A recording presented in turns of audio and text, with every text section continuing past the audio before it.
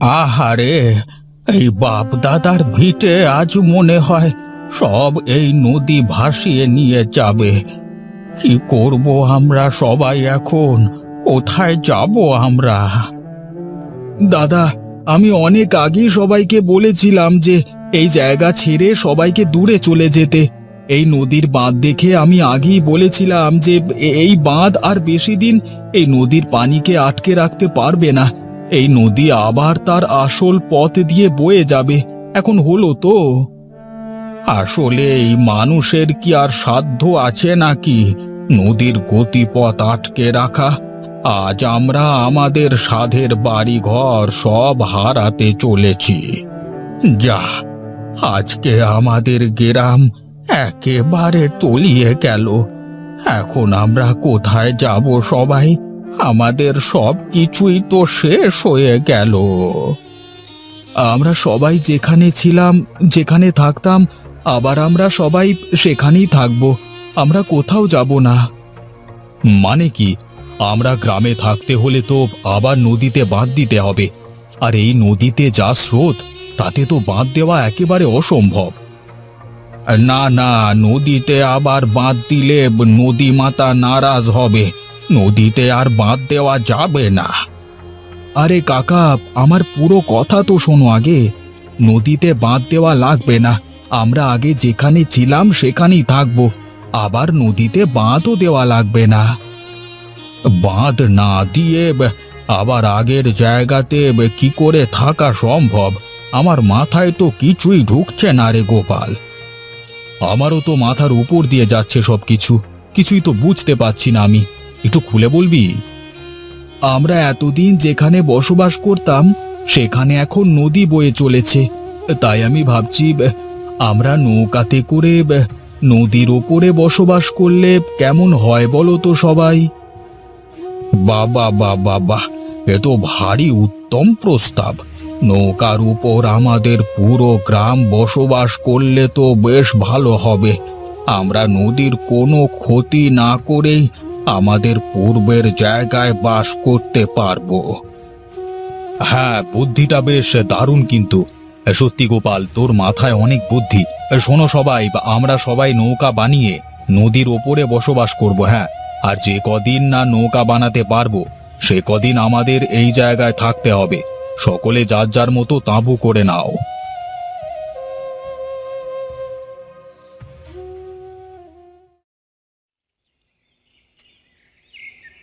তা গনাইদা, তোমার বেচা কেনার কি খবর? ভালোই চলছে তো নাকি? আজকাল দেখছি দোকান খোলো না, বড় লোক হয়ে যাচ্ছ মনে হচ্ছে। হ্যাঁ হ্যাঁ রে, বেচা কেনা তো ভালোই চলছে। তা তোর দিনকাল কেমন যাচ্ছে? হ্যাঁ দাদা, দিনকাল ভালোই যাচ্ছে। তবে মনটা ভীষণ খারাপ, বুঝলে দাদা। এটা খারাপ কেন? আর বেশ কয়েকদিন তোর বন্ধু দিনেশ আসে না যে? তা দোকানে সব ঠিক আছে তো নাকি? আরে এই তো, হ্যাঁ, বলতে না বলতেই দিনেশ চলে এসেছে। কি রে, তুই কদিন কোথায় ছিলি? ফোন করলে ফোনও ধরিস না। কোথায় থাকিস তুই? আমি একা একা বসে বসে বোর হচ্ছি। কি রে, কোনো কথা বলিস না কেন? আর তোকে এত চিন্তিত দেখাচ্ছে কেন? সবকিছু ঠিকঠাক আছে তো নাকি? আসলে আমি একটা বিষয় নিয়ে একটু চিন্তিত। কয়েকদিন ধরে এসব নিয়ে ভাবছি। এই বিষয় নিয়েই তোর সাথে কথা বলতে এলাম। তা কি হয়েছে বল আমাকে। তুই তো জানিস আমিও ইউটিউবিং নিয়ে কতটা সিরিয়াস। সব জমানো পুঁজি ব্লগিং করবার সরঞ্জাম কিনতে ব্যয় করে দিয়েছি। বিভিন্ন জায়গায় গিয়ে ভিডিও বানাচ্ছি, কিন্তু চ্যানেলটার কোনো উন্নতি নেই রে। আমি তো ইউটিউব নিয়ে বেশি একটা কিছু বুঝি না। তবে একটা কথা বলতে পারি যে তোর মতো অনেক ইউটিউবার আছে। তাই সফলতা পেতে হলে তোকে আসলে এমন কিছু করতে হবে যেটা তোকে সবার থেকে আলাদা করবে। হ্যাঁ হ্যাঁ, মানে তুই জ্ঞান হিসেবে ভাবিস না যেন। হ্যাঁ, আমি বললাম আর কি। তাহলে কি করা যায় বলতো দেখি। এই নিউজ পেপার নাও গো দাদা, সকালবেলায় গরম গরম চায়ের সাথে গরম গরম নিউজ পড়ো।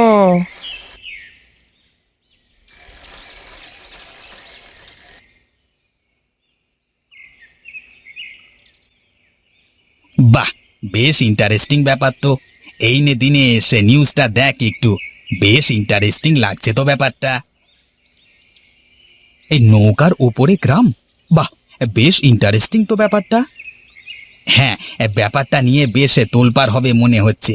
তুই একটা কাজ কর, এই ব্যাপারটা নিয়ে একটা ব্লগ তৈরি কর, দেখবি শিওর ভাইরাল হবে। তাহলে চল চল, কাল দুজনেই চাই। হ্যাঁ, একটা ভালো ভিডিও তৈরি করা যাবে, আর ভালো একটা ট্যুরও দেওয়া হয়ে যাবে, কি বলিস? হ্যাঁ হ্যাঁ, তা তো যাওয়াই যায়, আমারও অনেক বোর লাগছে। আচ্ছা, আমি বাড়ি গিয়ে একটু রিসার্চ করে নিচ্ছি জায়গাটা সম্পর্কে, তারপরে আমি রাতে তোকে ফোন দেব, কেমন? আচ্ছা আচ্ছা, ঠিক আছে, যা তবে।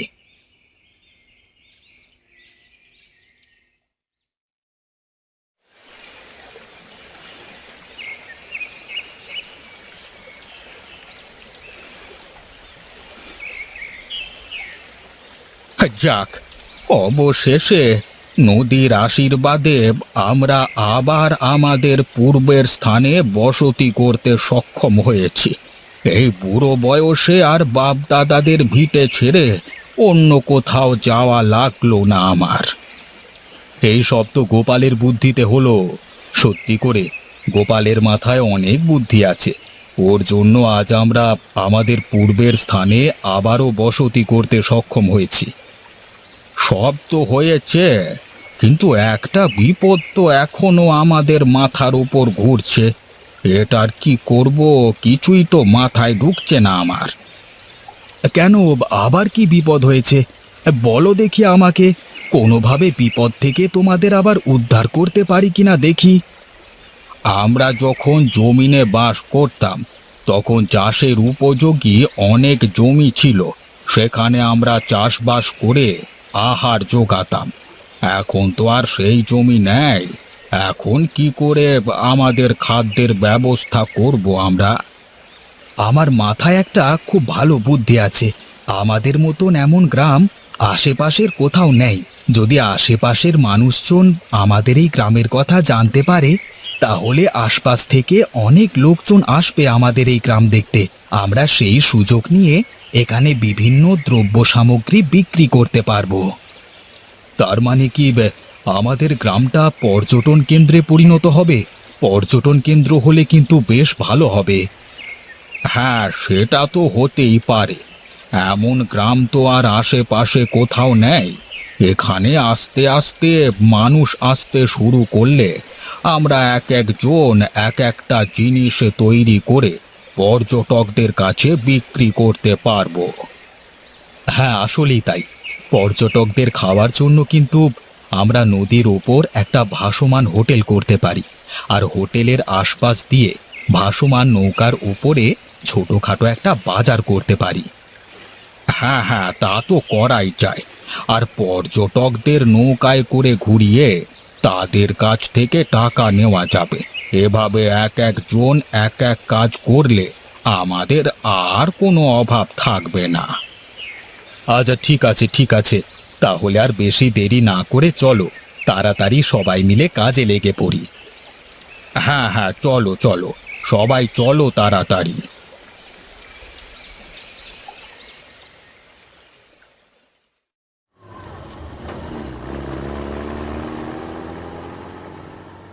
ওহ, অবশেষে মনে হয় এই গ্রামের কাছাকাছি এসে পড়েছি। ওই পেপারে যে নিউজ করেছিল তার সাথে কথা বলেছি। এখান থেকে আমাদের হেঁটেই যেতে হবে। এই রাস্তায় কোনো গাড়ি ঘোড়া পাওয়া যাবে না। বেশ বেশ, চলো তবে দাঁড়িয়ে না থেকে হাঁটতে শুরু করি আমরা।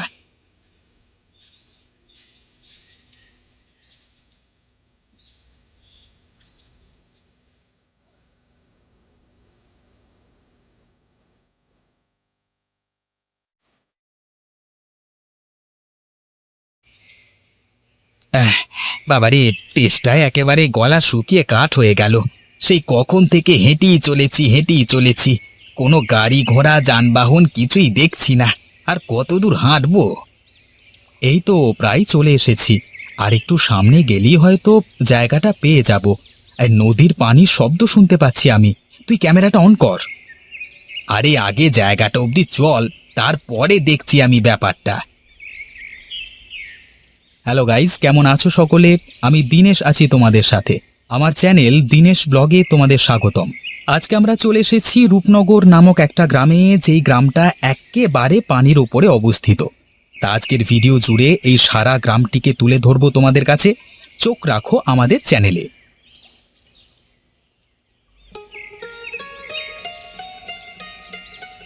এই যে ভাই, আপনারা কি শহর থেকে এসেছেন নাকি? আসুন আসুন, আমরা গ্রামটা আপনাদের ঘুরে দেখাই।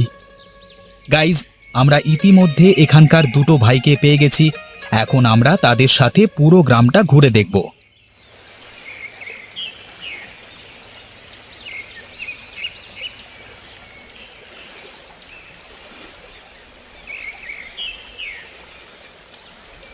ভাই, আমরা তো আপনাদের সারা গ্রাম ঘুরিয়ে দেখালাম। আপনাদের যদি ক্ষুধা লেগে থাকে তাহলে এখানে আমাদের একটা হোটেল আছে, সেই হোটেল থেকে খাবার খেয়ে নিতে পারেন। হ্যাঁ, এখানে যখন এসে পড়েছি এখানকার খাবার ট্রাই করব না তাই আবার হয় নাকি? আমাদের নিয়ে চলুন হোটেলে। আচ্ছা ঠিক আছে ঠিক আছে, নিয়ে যাচ্ছি আপনাকে।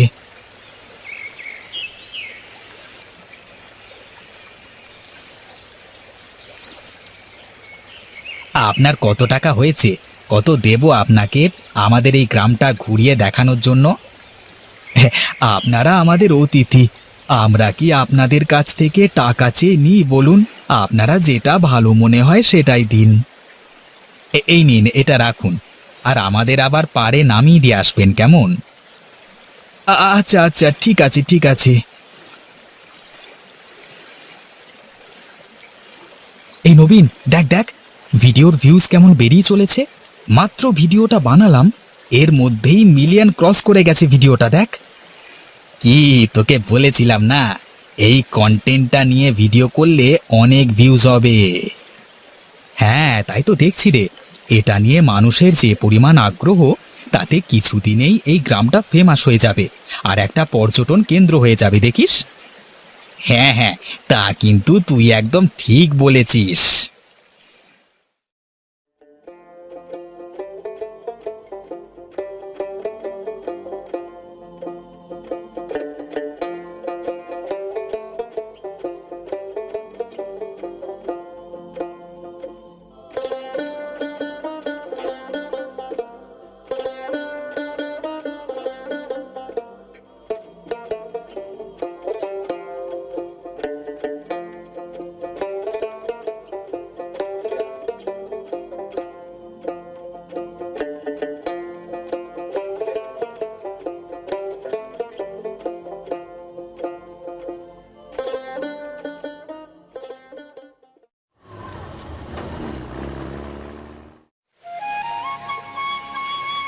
হ্যাঁ, দেখেছো দাদা, এর জন্যই বলে বিধাতা যা করে ভালোর জন্যই করে।